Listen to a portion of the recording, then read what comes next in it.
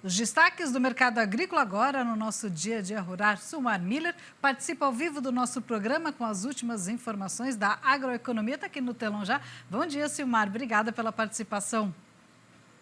Olá, Renata, muito bom dia. Bom dia aos nossos amigos do Terra Viva.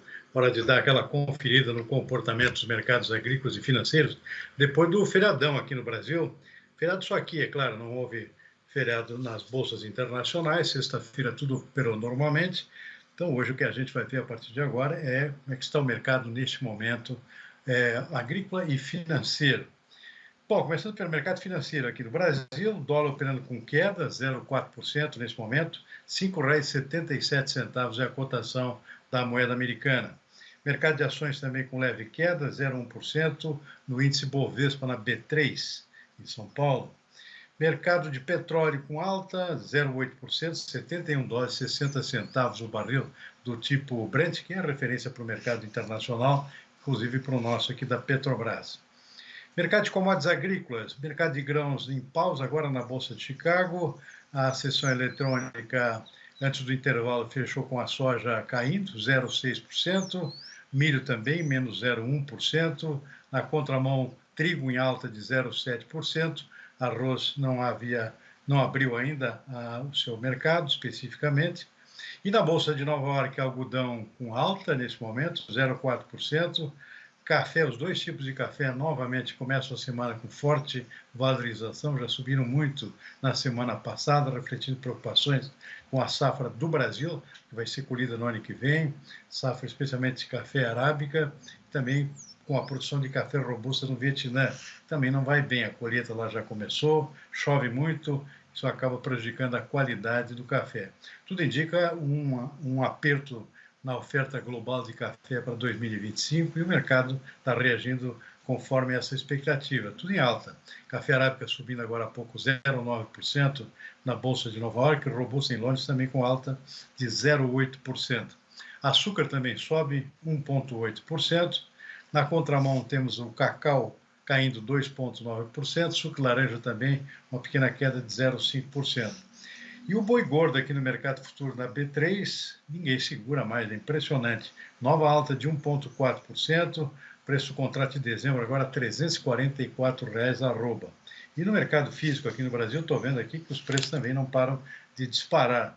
Tem cotações já acima de 345, R$ 350 já em alguns casos, no interior do Brasil, tudo refletindo a escassez de oferta de gado para abate neste momento, pico de entre safra, Renata. Que a inflação também sobe, né? O Isaac registrou uma informação para a gente que a inflação deve ter um novo aumento, né? Um novo aumento neste ano e em 2025. Vamos ver a informação que ele traz para a gente. Os economistas consultados pelo Banco Central dizem que a inflação deve subir de 4,62% para 4,64% neste ano. Para 2025, de 4,10% para 4,12%. Já para 2026, de 3,65% para 3,70%. A de 2027 permaneceu em 3,5%. A taxa de juros para o ano que vem também registrou alta, meio ponto percentual, de 11,5% para 12%. Já o Produto Interno Bruto brasileiro se manteve estável, e neste ano o crescimento deve ser de 3,10%, segundo o Boletim Focus. O que você achou desses números? Crescimento é muito baixo ainda? Renata, preocupação, pura preocupação com o aumento da expectativa da inflação. Todas as semanas o mercado vem aumentando essa expectativa. Já se fala agora de o ano terminar em 4,64%. Lembrando que a meta máxima fixada pelo Banco Central é 4,50. Então, é uma situação que preocupa muito e isso leva a uma praticamente certeza aqui de que o Banco Central vai continuar aumentando taxa de juros, crédito mais caro, dinheiro mais caro, o que inibe investimentos. Mas é o remédio clássico para combater a inflação. A situação é muito preocupante, é decorrência do próprio crescimento da economia, que é o lado bom. A economia deve crescer em torno de 3,10% esse ano, expectativa que se mantém, mas para um país que não está preparado para crescer, não investiu em infraestrutura, qualquer crescimento acima de 3% acaba gerando inflação, o que não devia acontecer. Isso não acontece em outros países que estão mais preparados. Então, o Brasil paga a conta da sua ineficiência estrutural. e a inflação sobe. Para controlar a inflação, o Banco Central tem que aumentar a taxa de juros. Aí a expectativa é de o ano fechar com uma taxa básica de juros Selic em 11,75%, já está bem perto disso, tem mais uma reunião do Banco Central que certamente vai aumentar mais a taxa de juros. E o que está preocupando mais a partir de agora, Renata, é a tendência de aumento de taxa de juros também para o ano que vem e para o ano seguinte, inclusive, por conta da expectativa de continuidade de inflação elevada. Já se fala, por exemplo, e o Boletim Focus traz nesta segunda-feira, a expectativa de taxa de juros em 12% também no ano que vem, ou seja, maior do que a desse ano, que deve fechar em 11,75%. Então, é uma situação muito complicada, que preocupa bastante, Renato. Mara, o presidente Lula está discursando nesse momento no Rio de Janeiro, na reunião do G20, né, que é o encontro das principais economias do planeta. Vamos pegar só um pouquinho do sinal da Band News para a gente acompanhar o trecho? Pedir para colocar aqui. Que envergonha a humanidade. Por isso, colocamos como objetivo central da presidência brasileira no G20 o lançamento de uma aliança global contra a fome e a pobreza. Este será o nosso maior legado. Não se trata apenas de fazer justiça. Essa é uma condição imprescindível para construir sociedades mais prósperas e um mundo de paz. Não por acaso, estes são os objetivos do desenvolvimento sustentável 1 e 2 da Agenda 2030. Com a aliança, vamos articular recomendações internacionais, políticas públicas eficazes e fontes de financiamento. O Brasil sabe que é possível. Como com a participação ativa da sociedade civil, concebemos e implementamos programas de inclusão social, de fomento da agricultura familiar e da segurança alimentar e nutricional, como o nosso Bolsa Família e o Programa Nacional de Alimentação Escolar. Conseguimos sair do mapa da fome da FAO em 2014, para o qual votamos em 2022 em um contexto de desarticulação do Estado de bem-estar social. Foi com tristeza que, ao voltar ao governo, encontrei um país com 33 milhões de pessoas famintas. Esse é o discurso do presidente Lula na COP20, na reunião dos grupos, né, dos principais líderes da economia do mundo. E o Rio de Janeiro recebe nessa semana esses líderes mundiais para essa cúpula do G20. E esse encontro, que é das principais economias do planeta, está sendo realizado pela primeira vez aqui no Brasil. Acompanhe.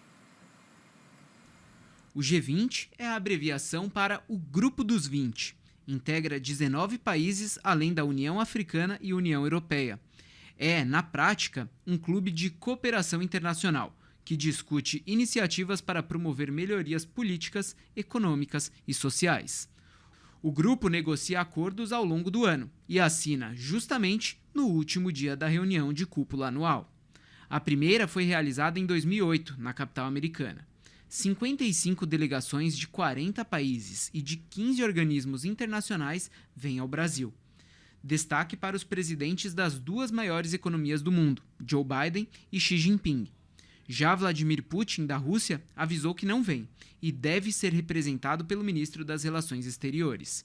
Sob presidência do Brasil, o G20 transformou 3 temas em prioridade: combate à fome, desigualdade e pobreza, mudanças climáticas e transição energética e uma nova governança global.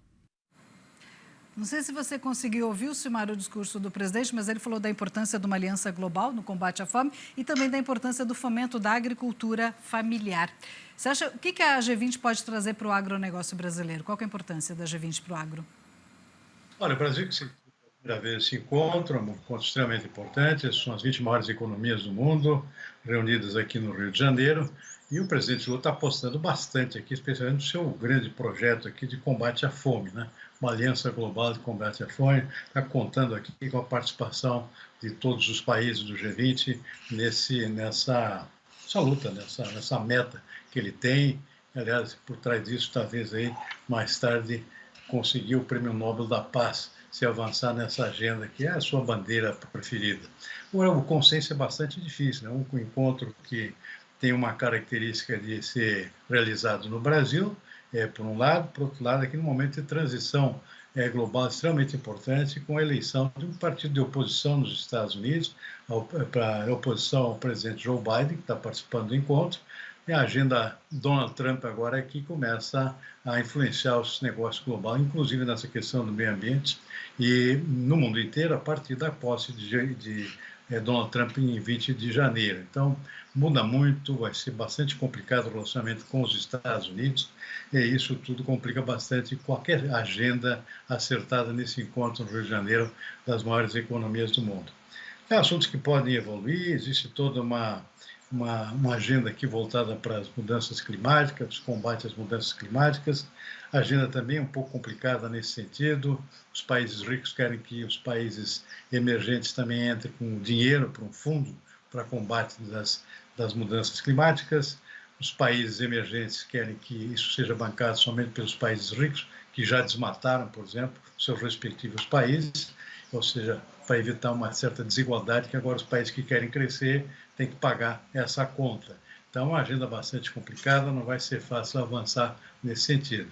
Mas está aí, então, os principais líderes mundiais reunidos no Rio de Janeiro, reunião que vai até amanhã, vamos ver o que de líquido, de concreto emerge dessa reunião importante. Por enquanto, a expectativa é bastante, pouco ambiciosa, eu diria, em termos de resultados, mas vamos ver. Precisa tentar, né? E entre 2010 e 2023, a participação dos caminhões caiu para o transporte de milho e soja, segundo um estudo divulgado pela Exalc de São Paulo. Vamos ver. Um estudo realizado pela Escola Superior de Agricultura Luiz de Queiroz, da Universidade de São Paulo, revela que entre 2010 e 2023, a participação do modal rodoviário para transporte de milho, tanto doméstico quanto para exportações, caiu de 84% para 76% do total. No mesmo período, o transporte ferroviário para o cereal cresceu de 15% para 17%. O hidroviário passou de 1% para 8% do total. Quando se considera apenas as rotas que levam o milho aos portos para exportação, o transporte rodoviário subiu de 20% em 2010 para 45% no ano passado. Já o hidroviário, que assumiu o espaço das ferrovias, passou de 3% para 16% no mesmo período. Em relação à soja, a participação do transporte em rodovias caiu de 75% para 69%, levando em conta todas as rotas. O ferroviário cresceu 22% e o hidroviário 9% do total. Considerando apenas as exportações, o uso do modal fluvial subiu de 8% para 12%, também assumindo o terreno das ferrovias, como no caso do milho. Os embarques de caminhão aumentaram 12%, enquanto o uso de ferrovias recuou de 47% para 34% na mesma comparação. O estudo aponta que os investimentos feitos entre 2010 e 2023 não foram suficientes para atender a demanda das exportações, que tiveram alta de 250% no caso da soja e de 416% para o milho. Ou seja, Silmar, a nossa logística não acompanha, né, o crescimento do agro brasileiro. Eu li um livro muitos anos atrás de Barão de Mauá e ele fala da primeira construção, ele foi responsável pela primeira construção ferroviária no Brasil no século XIX, era vizinho de Dom Pedro. Ou seja, se a gente tivesse ouvido Barão de Mauá naquela época, que ele já tinha uma visão de futuro, a gente estaria muito melhor, né? O agro brasileiro não teria tanto custo de produção tão alto, né?